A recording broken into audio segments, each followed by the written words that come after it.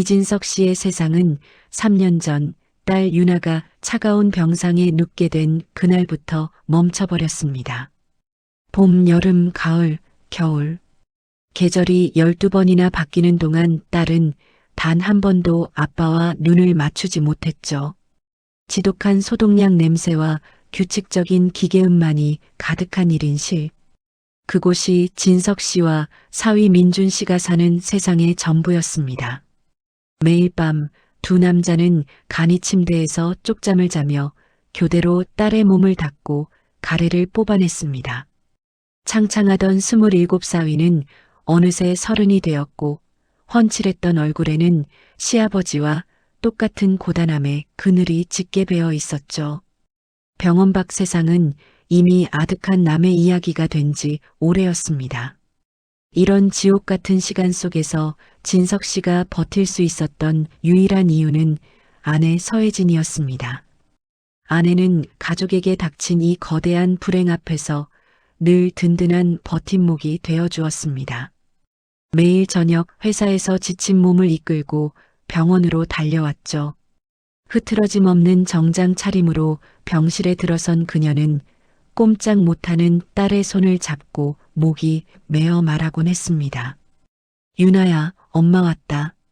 아내는 굳어버린 딸의 다리를 주무르며 회사에서 있었던 시시콜콜한 이야기들을 쉬지 않고 늘어놓았습니다. 마치 딸이 다 듣고 있기라도 한 것처럼요. 그녀는 남편과 사위를 보며 늘 단호하게 말했습니다. 여보, 민준아, 당신들은 간병만 해. 다른 건 아무것도 신경 쓰지 마. 돈 문제는 내가 다 알아서 책임질게. 3년을 꼬박 쓴 병원비는 상상조차 하기 힘든 액수였습니다. 비싼 1인실 병실비에 온갖 특수 치료비까지 보통 집안이라면 진작에 파산했을 겁니다. 하지만 아내는 단 한 번도 돈 때문에 인상을 쓴 적이 없었죠. 오히려 수척해진 남편의 손을 잡으며 당신 쓰러지면 안 돼. 내가 뭐든 다 할 테니 유나 곁만 지켜줘라고 말하는 사람이었습니다. 진석 씨가 밥을 거르기라도 하면 굳이 멀리 나가서 그가 좋아하는 설렁탕을 사다 주기도 했습니다. 복잡한 병원 행정 처리나 보험사 서류 작업도 모두 아내의 몫이었습니다. 두꺼운 서류 뭉치를 들고 원무과와 보험사를 오가며 동분서주하는 아내의 뒷모습을 볼 때마다 진석 씨는 고마움과 미안함에 눈물이 핑 돌곤 했죠. 심지어 병원비 독촉으로 집에 찾아온 사람들에게 남편에게는 절대 연락하지 마십시오. 라며 단호하게 막아선 것도 아내였습니다. 하지만 사위 민준 씨는 그런 장모님을 어딘지 모르게 불편해하는 눈치였습니다. 처음에는 진석 씨도 젊은 나이에 아내가 저렇게 누워있으니 사위가 예민해져서 그런가 보다 하고 넘겼습니다. 그날도 그랬습니다. 아내가 병실 복도에서 보험사 직원과 통화를 하고 있었죠.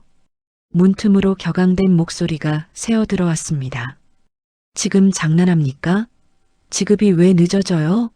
3년째 누워있는 게 안 보입니까? 딸을 위하는 어머니의 절박함 그 자체였습니다. 그런데 사위 민준이 복도 쪽을 힐끗 쳐다보는 눈빛이 참 미묘했습니다. 아내가 굳은 얼굴로 병실에 들어서자 민준이 조용히 입을 열었습니다. 어머님, 보험사 직원이랑 통화하실 때마다 너무 날카로우세요. 꼭 싸우는 것처럼요. 순간 병실 안 공기가 차가워졌습니다. 진석 씨는 사위가 아내의 헌신을 오해하는 것 같아 얼른 나섰습니다. 민준아, 그런 말하는 거 아니다. 어머님이 지금 누구 때문에 저렇게 애쓰시는데. 아버님, 제 말은 그게 아니라 그만큼 엄마가 유나를 끔찍이 생각해서 뭐 하나라도 더 받아내려 애쓰는 거겠지. 안 그래요, 여보? 진석 씨의 말에 아내는 금세 표정을 풀고 남편의 어깨를 감쌌습니다. 당연하지. 내 딸 일인데. 민준이 자네는 그런 거 신경 쓰지 말고 유나만 잘 살펴. 사위는 더 이상 아무 말도 하지 못하고 입술만 깨물었습니다. 진석 씨는 그저 이 힘든 시기에 가족끼리 불필요한 오해를 만들고 싶지 않았습니다. 아내의 저 지극한 헌신을 몰라주는 사위가 조금 야속하게 느껴질 뿐이었죠. 며칠 뒤 사위 민준이 잠시 집에 옷을 가지러 간 사이였습니다.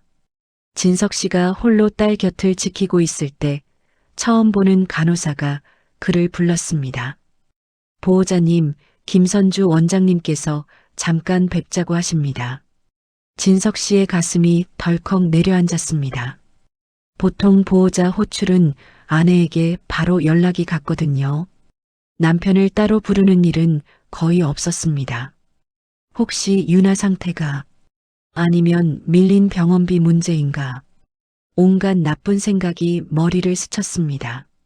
무거운 발걸음으로 주치의 사무실에 들어서자 김 원장은 평소보다 조심스러운 태도로 문을 닫고 자리를 권했습니다. 진석 씨가 떨리는 목소리로 먼저 물었습니다. 원장님, 무슨 안 좋은 일이라도. 유나 상태가. 아닙니다, 아버님. 일단 진정하시고 이걸 좀 보시죠.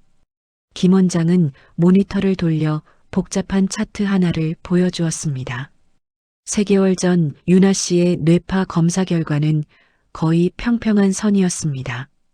그리고 이게 오늘 오전에 측정한 결과입니다. 자세히 보십시오. 바로 이 부분입니다. 의사가 펜으로 가리킨 곳.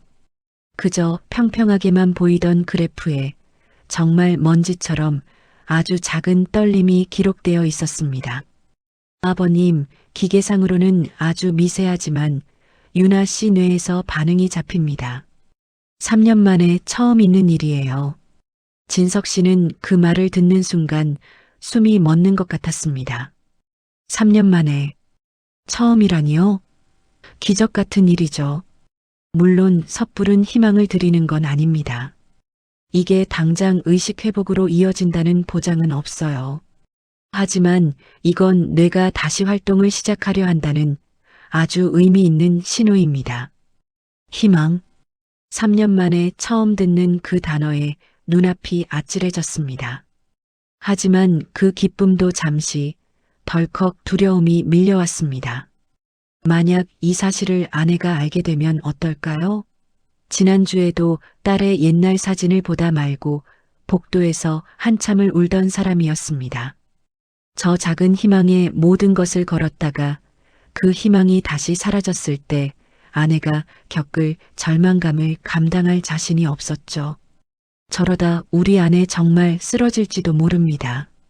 진석 씨는 떨리는 목소리로 의사에게 간곡히 부탁했습니다. 원장님, 정말 감사합니다. 그런데 이 사실 제발 제 아내에게는 아직 비밀로 해주십시오. 헛된 희망으로 2번 상처 주고 싶지 않아요. 저 사람이 지금 우리 집안을 다 짊어지고 있는데 무너지면 안 됩니다.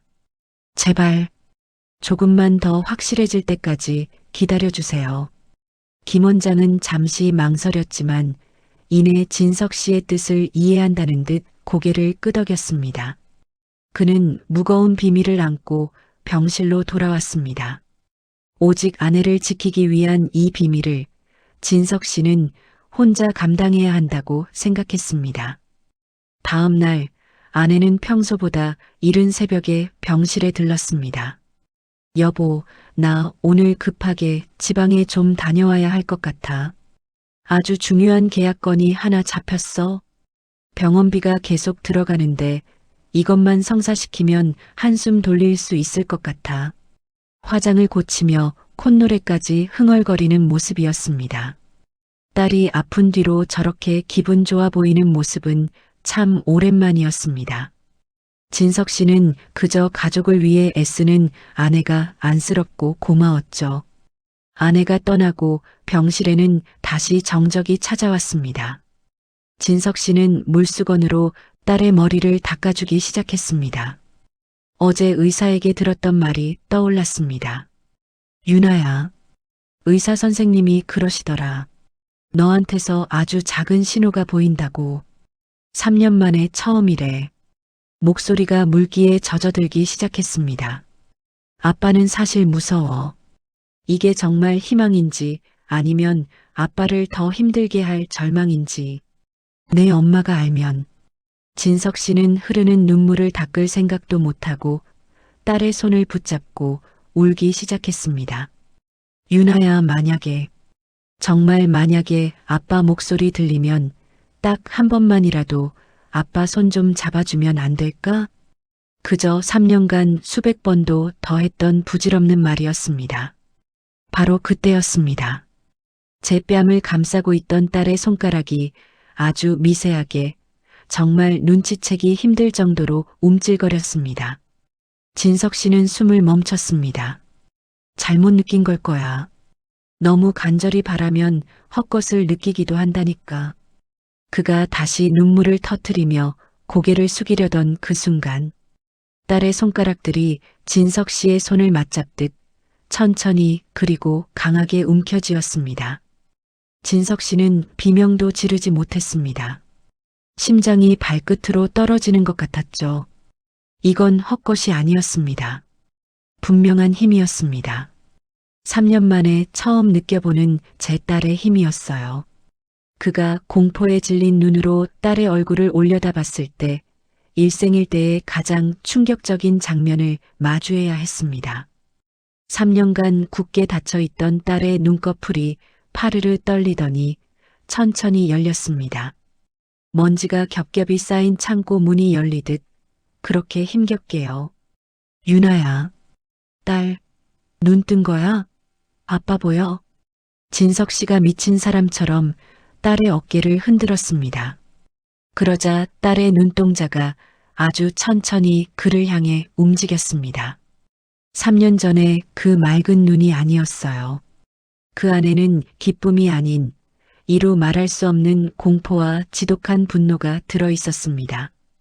진석 씨가 간호사 호출 버튼을 누르려던 순간 딸이 남은 팔로 그의 손목을 거칠게 낚아챘습니다. 뼈가 으스러질 듯한 악력이었죠. 그리고는 믿을 수 없는 일이 벌어졌습니다.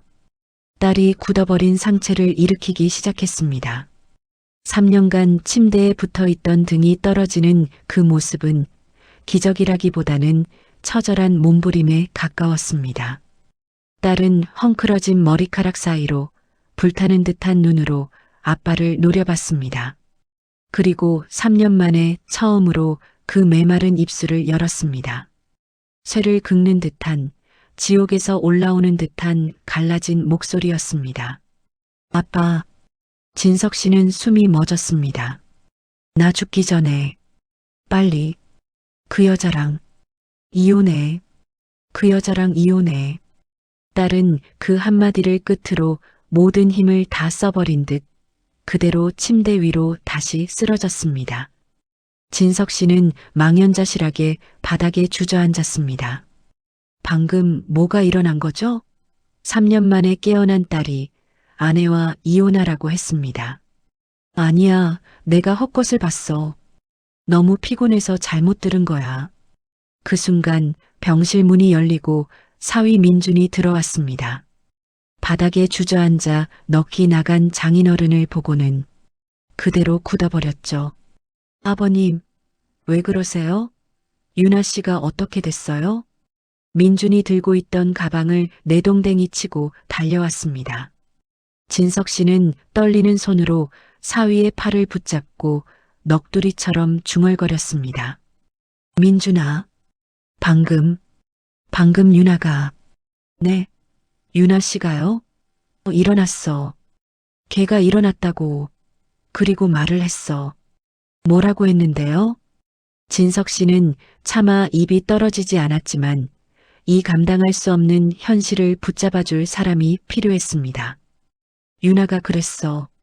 나 죽기 전에 빨리 그 여자랑 이혼해 라고.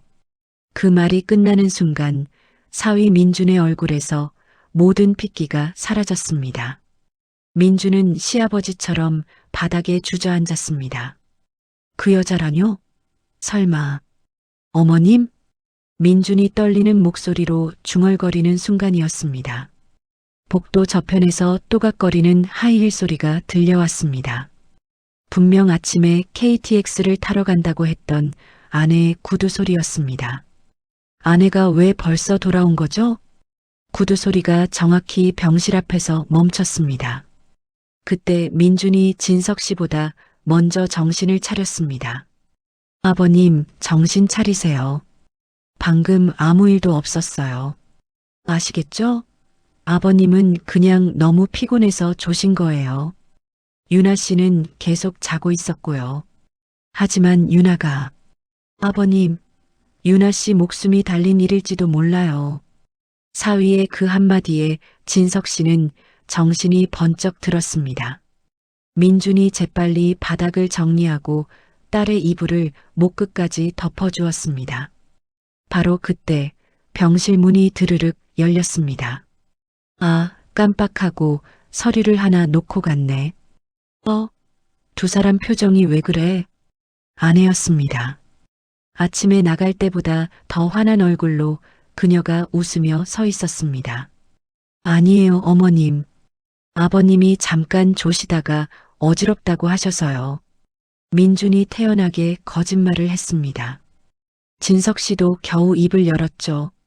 아, 응. 내가 잠깐 현기증이. 여보, 출장은? 아니, 지금 가려던 참이야. 서류 때문에 다시 온 거지. 아내는 아무것도 모른다는 듯 평소에 헌신적인 아내 얼굴로 돌아와 진석 씨의 등을 두드렸습니다. 진석 씨는 그 따뜻한 손길에 온몸에 소름이 돋는 것을 느꼈습니다. 그날 저녁은 지옥 그 자체였습니다. 아내는 계약도 잘 성사됐다며 유명한 한정식 집에서 저녁상을 포장해 왔습니다. 여보, 이거 당신 좋아하는 갈비찜이야. 민준이 자네는 잡채 좋아하지? 많이 먹고 기운내. 우리가 잘 먹어야 유나도 빨리 일어나지. 아내는 간이 테이블에 음식을 차리며 연신 싱글벙글했습니다. 하지만 진석 씨와 민주는 약속이라도 한 듯 밥을 넘기지 못했죠. 딸의 끔찍한 절규를 들은 후였습니다. 아내의 저 다정한 얼굴 뒤에 제 딸이 그토록 절규하며 이혼하라고 외쳤던 그 여자의 얼굴이 숨어 있다고 생각하니 온몸이 떨려왔습니다. 아내는 잠들어 있는 딸의 머리를 쓰다듬었습니다. 우리 유나 얼른 깨어나야지. 엄마가 이렇게 돈 많이 벌고 있는데. 진석 씨는 그 손길이 마치 뱀이 딸을 감싸는 것처럼 보여 눈을 질끈 감아버렸습니다. 그렇게 지옥 같은 식사가 끝나고 아내가 간이 침대에서 먼저 잠들기를 기다렸습니다. 새벽 2시가 넘었을까? 아내가 완전히 잠든 것을 확인한 사위가 진석 씨의 손을 잡았습니다. 두 남자는 유령처럼 딸의 침대로 다가갔습니다. 유나야, 딸, 제발 아빠 좀 봐. 아까 그 말 무슨 뜻이야? 진석 씨의 목소리가 절망으로 떨려 나올 때쯤 딸의 눈꺼풀이 어둠 속에서 천천히 열렸습니다. 꿈이 아니었습니다. 아빠, 말해봐, 딸. 도대체 무슨 일이야? 왜 엄마랑 이혼하라고 한 거야? 유나는 한참 동안 숨을 골랐습니다. 단어 하나를 뱉어내는 것조차 온몸의 기력을 짜내야 하는 듯 보였죠. 3년 전, 그날, 사고 아니에요. 진석 씨와 민주는 그 자리에 얼어붙었습니다. 그날, 엄마 빚 때문에 나랑 싸웠어요. 엄마가 내 이름으로, 내 인감으로 거에게 빚을 졌어요.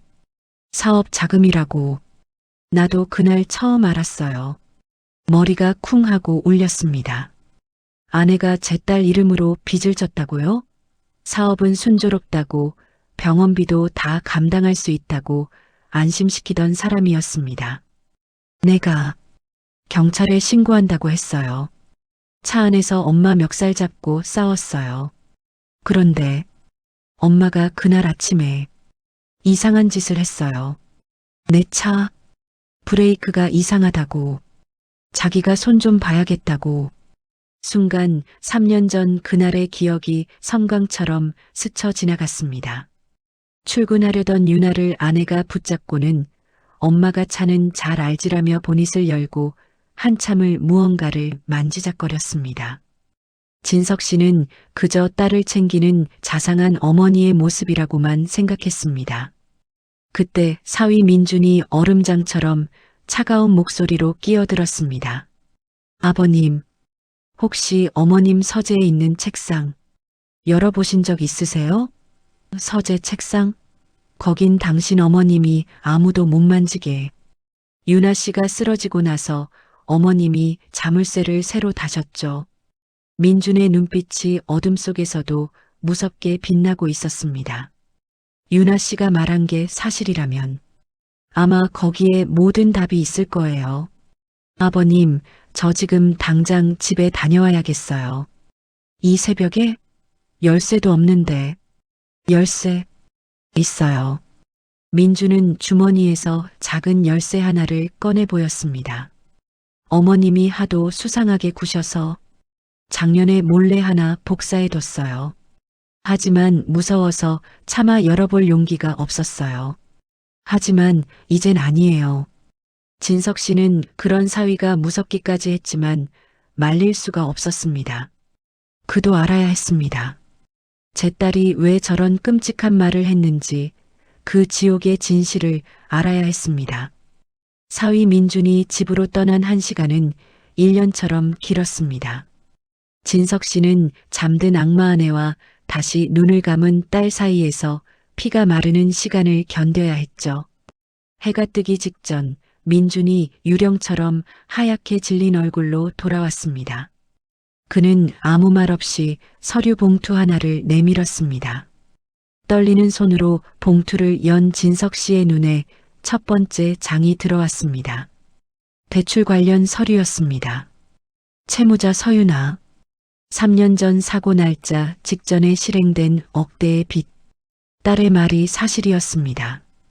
그리고 그 밑에 깔린 서류. 그것은 생명보험 증서였습니다. 피보험자 서윤아 보험 수익자 서혜진. 특약사항에는 사고 및 질병으로 인한 사망시라는 글자가 선명하게 박혀 있었습니다. 가입 날짜는 사고 나기 불과 일주일 전. 진석 씨의 손에서 서류가 떨어졌습니다. 3년 전 받은 사고 보상금은 시작에 불과했던 겁니다. 아내는 제 딸이 깨어나기를 바란 게 아니었습니다. 제 딸이 숨을 거두기만을 기다리고 있었던 겁니다. 진석 씨가 비명도 지르지 못하고 무너져 내렸습니다. 그때 두 사람의 속삭임에 딸 유나가 다시 눈을 떴습니다. 딸은 민준의 손에 들린 그 보험 증서를 알아본 듯 했습니다. 아빠, 저 여자, 내가 깨어난 거 알면 3년 전처럼 또 날 해칠 거야. 그래서 이혼하라고 한 거예요. 아빠라도 살아야 해요. 민준 씨 데리고 도망가요. 제발. 이제야 그 말의 진짜 의미를 알게 되었습니다. 그것은 원망이 아니라 저와 사위를 향한 딸의 마지막 경고이자 절박한 부탁이었던 겁니다. 3년간의 헌신적인 눈물, 다정한 말들, 그 모든 것이 이 보험금을 타내기 위한 세상에서 가장 끔찍한 연기였다는 것을 깨달았습니다. 진석 씨는 떨리는 손으로 딸의 뺨을 감쌌습니다. 눈물이 쏟아졌지만 3년간 흘렸던 슬픔의 눈물이 아니었죠. 그의 안에서 무언가 아주 차갑고 단단한 것이 솟아오르는 기분이었습니다. 아니, 딸아. 진석 씨는 제 목소리가 이렇게 차가울 수 있다는 것을 처음 알았습니다. 그는 더 이상 슬퍼하는 남편이 아니었습니다. 제 딸을 지켜야 하는 아비였습니다. 아빠, 우리는 도망가지 않아. 진석 씨는 사위 민준을 돌아봤습니다. 민준의 눈에도 같은 불꽃이 타오르고 있었습니다. 그리고 너는 절대로 잘못되지 않아. 아빠가 그렇게 두지 않을 거야.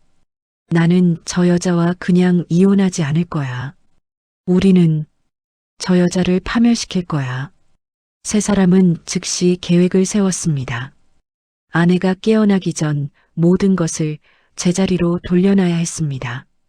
민준이 모든 서류를 휴대폰으로 촬영한 뒤 다시 집으로 가 서류를 완벽하게 제자리에 돌려놓고 오기로 했습니다. 그리고 유나는 엄마가 병실에 있을 때는 절대로 눈을 뜨지 않는 3년 전에 그 환자로 돌아가야 했습니다. 민준이 떠난 직후 진석 씨는 조용히 병실을 나와 비상계단으로 향했습니다. 그리고 어제 자신을 불렀던 주치의 김선주 원장의 개인 휴대폰 번호를 눌렀습니다. 원장님, 저예요. 유나 아빠예요. 아버님, 이 새벽에 무슨 일이십니까? 혹시 유나 씨가... 원장님, 어제 저한테 희망이라고 하셨죠. 유나, 깨어났습니다. 네, 그게 정말입니까? 세상에 이런 기적이... 의사의 흥분된 목소리에 진석 씨는 흐느낌을 참으며 말했습니다. 원장님, 하지만 기적이 아니었습니다. 지옥이었어요. 진석 씨는 지난밤에 알게 된 모든 사실, 딸의 첫마디, 3년 전 사고의 진실, 그리고 그 끔찍한 생명보험금 이야기까지 모두 털어놓았습니다. 수화기 너머의 의사는 한동안 말이 없었습니다. 아버님, 그게 전부 사실입니까? 제 목숨을 걸고 전부 사실이에요. 저 여자가 제 딸이 회복하고 있다는 걸 알게 되면 이번에는 정말로 딸을 해칠 거예요. 원장님, 제발 유나 좀 살려주세요. 저 여자가 절대 찾을 수 없는 곳으로 딸을 숨겨야 해요. 의사는 긴 침묵 끝에 단호한 목소리로 말했습니다. 아버님, 제가 어제 새로운 실험 치료에 대해 말씀드렸죠? 지금 당장 아버님, 아내분께 그렇게 말씀하십시오. 제가 아는 다른 도시의 전문 병원에서 외부와 완벽히 차단된 특수 재활 치료를 시작하겠다고요. 제가 직접 설득하겠습니다. 이건 의사로서 그리고 한 인간으로서 제가 반드시 해야 할 일입니다. 진석 씨는 전화를 끊고 비상계단에 주저앉아 한참을 울었습니다. 이것은 더 이상 슬픔의 눈물이 아니었습니다. 제 딸을 살릴 수 있다는, 그리고 저 악마에게 복수할 수 있다는 희망의 빛이었습니다. 다음 날 아침 계획은 실행되었습니다. 김 원장이 아내 서혜진에게 전화를 걸어 외부 차단 특수 재활 치료를 공식적으로 제안했습니다. 아내는 당연히 반대했죠. 아니, 지금 3년이나 누워있는 애를 데리고 어딜 가겠다는 겁니까? 위험합니다. 안 됩니다. 바로 그때 진석 씨가 딸을 살리고 싶은 아빠의 절박함으로 연기를 시작했습니다. 여보, 방금 들었죠? 새로운 치료래요. 우리 유나 이대로 포기할 수 없잖아요. 당신이 반대해도 소용없어요. 내 딸이에요. 내가 어떻게든 저 병원으로 보낼 거예요. 아내는 곤란한 듯 머리를 쥐어뜯었습니다. 딸을 끔찍이 사랑하는 어머니라는 가면을 쓰고 있던 그녀로서는 딸을 살리겠다는 남편의 절규를 무작정 막을 명분이 없었기 때문이죠. 그때 김 원장이 결정적인 한마디를 덧붙였습니다.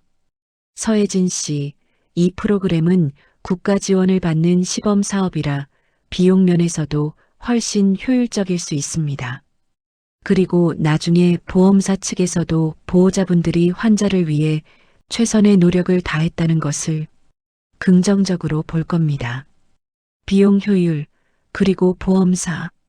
저 여자가 가장 집착하는 두 단어였습니다. 아내는 한참을 망설이다가 마지못해 허락했습니다. 당신 고집을 내가 어떻게 꺾겠어. 그렇게 합시다. 이송은 그날 오후에 바로 진행되었습니다.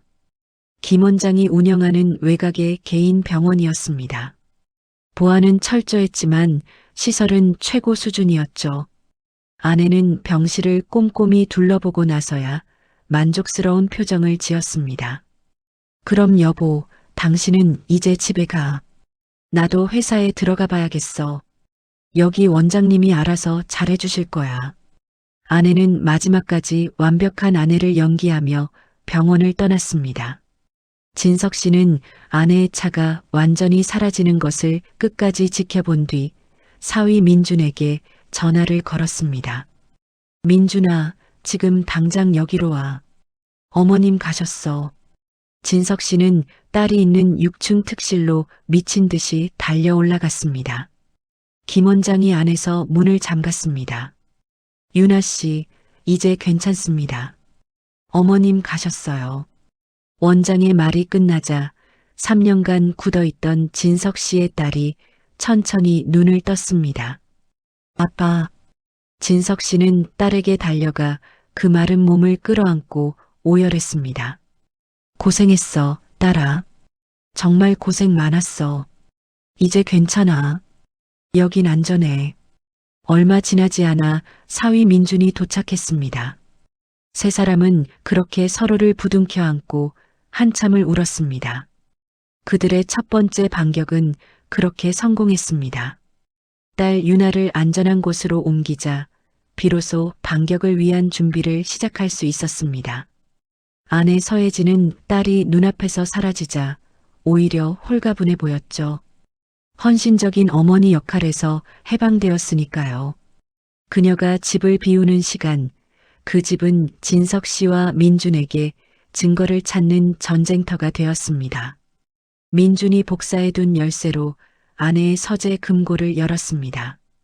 그 안에는 수십 개의 차명, 계좌 통장과 서류들이 가득했습니다. 진석 씨의 상속 재산과 빌딩 담보대출금이 김철수, 이영희 같은 유령의 계좌로 차곡차곡 쌓이고 있었죠. 그리고 금고 가장 안쪽 내연남과 연락하던 두 번째 휴대폰이 있었습니다. 자기야, 마지막 보험금만 타면 스위스 계좌로 바로 뜨는 거야. 아내 회사 회계사인 강태민이라는 남자였습니다. 두 사람은 즉시 강태민의 오피스텔로 찾아갔습니다. 이거 다 내 돈이고 내 딸 목숨값이야. 진석 씨의 서늘한 한마디에 강태민은 모든 것을 알게 되었습니다. 자신이 만나는 여자가 단순한 사기꾼이 아니라 딸의 목숨을 노리는 흉악범이라는 것을요. 그는 살기 위해 모든 것을 풀었습니다. 스위스 계좌번호, 그리고 서혜진이 딸이 옮겨간 병원이 너무 보안이 철저해서 손을 쓸 수가 없다며 병원 화재, 요양병원 사고 등을 검색했다는 끔찍한 사실까지도요.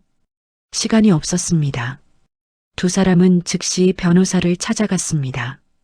박 변호사는 이미 확보하고 있던 3년 전 사고 차량의 감식 결과를 보여주었습니다. 보이십니까? 이 브레이크 라인 절단면 충격으로 끊어진 게 아닙니다. 미세한 도구 혹은 화학약품으로 의도적으로 훼손된 흔적입니다.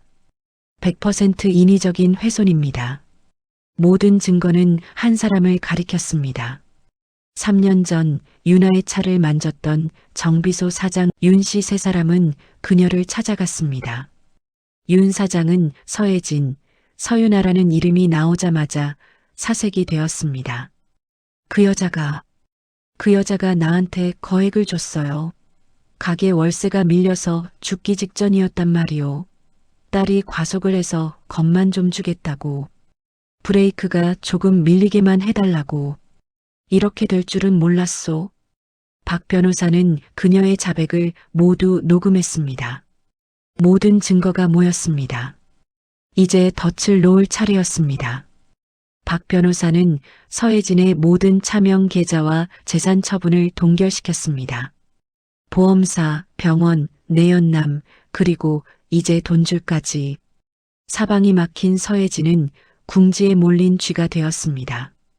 그날 밤 모든 계좌가 막힌 것을 알게 된 서혜진이 집에서 미친 사람처럼 소리를 질렀습니다. 당신 짓이야? 내 돈에 무슨 짓을 한 거야?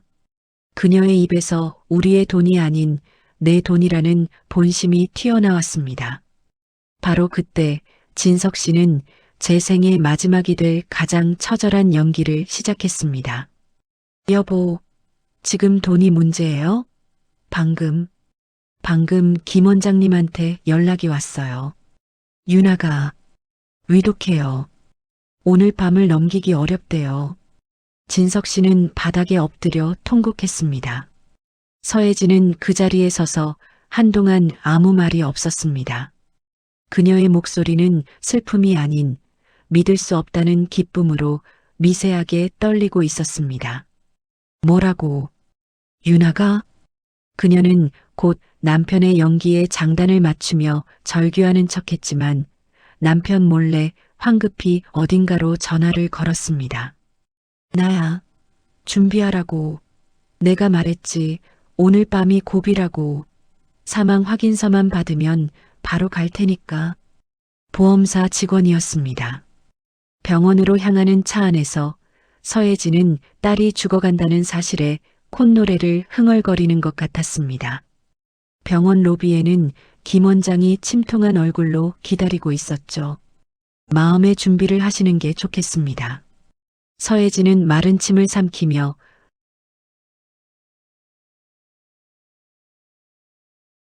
6층 병실로 향했습니다. 딸의 마지막을 보려는 어머니가 아니라 유산을 확인하러 온 상속인의 걸음걸이였죠. 그녀가 603호 병실 문을 활짝 열었습니다. 유나야. 절규하는 척 방 안으로 들어서는 순간이었습니다. 엄마. 서혜진은 그 자리에 얼어붙었습니다. 병실은 환하게 불이 켜져 있었고 방 한가운데 휠체어에 똑바로 앉아 있는 딸 유나가 그녀를 노려보고 있었습니다.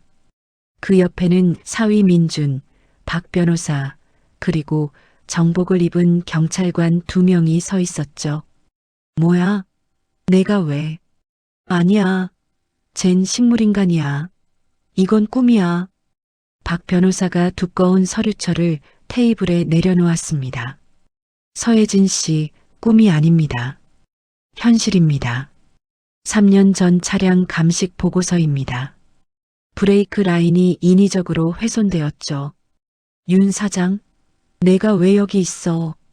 정비소 사장 윤 씨가 구석에서 걸어 나오며 자백했습니다. 그럼 이건 뭡니까, 어머님? 민준이 생명보험증서 사본과 내연남의 메시지를 그녀의 얼굴에 던졌습니다. 모든 것이 밝혀지자 서혜진은 짐승 같은 관계를 드러냈습니다. 그래, 저 애가 문제였어. 저 애가 왜 깨어난 거야? 그냥 조용히 갔으면 됐잖아. 그녀는 유나가 앉은 휠체어로 달려들었습니다. 너만 없었으면. 그 순간 경찰관들이 그녀를 덮쳤습니다. 이거 나. 여보, 당신이 말해줘. 내가 3년간 어떻게 했는데. 진석 씨는 바닥에 엎드려 발버둥 치는 그 추악한 얼굴을 내려다봤습니다. 그리고 천천히 결혼 반지를 빼서 그녀의 얼굴에 떨어뜨렸습니다. 당신의 그 끔찍한 연극은 이제 끝났어. 재판은 일사천리로 진행되었습니다. 정비사 윤 씨와 내연남 강태민의 증언, 그리고 모든 물증이 서혜진을 겨눴습니다. 그리고 마지막 증인. 법정의 뒷문이 열리고 딸 유나가 재활기구에 몸을 의지한 채 자신의 두 발로 한 걸음 한 걸음 걸어 증인석으로 향했습니다. 서혜진은 귀신이라도 본 사람처럼 절규했죠. 증인, 저기 앉아있는 피고인이 당신의 어머니가 맞습니까? 유나는 서혜진을 똑바로 바라봤습니다. 아니요. 제 어머니는 3년 전에 죽었습니다. 저기 앉아있는 사람은 제 목숨값으로 자기 배를 채우려던 흉악한 범죄자일 뿐입니다. 결과는 징역 20년이었습니다. 진석 씨와 민준, 그리고 유나는 모든 것을 처분하고 바다가 보이는 조용한 남쪽 마을로 이사했습니다. 병원 냄새 대신 짠 바다 내음이 나는 곳이었죠. 이사를 온 첫날 진석 씨는 민준의 손을 잡고 말했습니다. 민준아, 이제 나를 아버님이라고 부르지 않아도 된단다. 자네는 3년간 지옥에서 나와 함께 싸워준 내 아들이야. 내 사위가 아니라 내 아들 민준의 눈에 금세 눈물이 고였습니다. 아버지. 두 사람은 서로를 부둥켜 안고 병실에서 흘렸던 차가운 눈물이 아닌 따뜻하고 기쁜 눈물을 흘렸습니다. 유나의 재활은 기적처럼 계속되었습니다. 그리고 어느 눈부신 봄날, 유나는 마침내 재활기구에서 두 손을 떼었습니다. 아빠, 민준 씨, 나 이제 걸을 수 있을 것 같아. 딸은 비틀거렸지만 쓰러지지 않았습니다. 그녀는 천천히 그러나 분명하게 두 사람을 향해 걸어왔습니다. 진석 씨와 민주는 그 자리에 주저앉아 울었습니다. 유나가 마침내 두 사람 앞에 도착해 3년 만에 처음으로 자신의 힘으로 아빠와 남편을 끌어안았습니다. 고마워, 아빠. 고마워, 여보. 나 다시 살게 해줘서 정말 고마워. 지독한 악몽은 끝났습니다. 바다에서는 따뜻한 봄바람이 불어왔고 세 사람은 서로를 의지하며 새로운 인생의 첫걸음을 내디뎠습니다.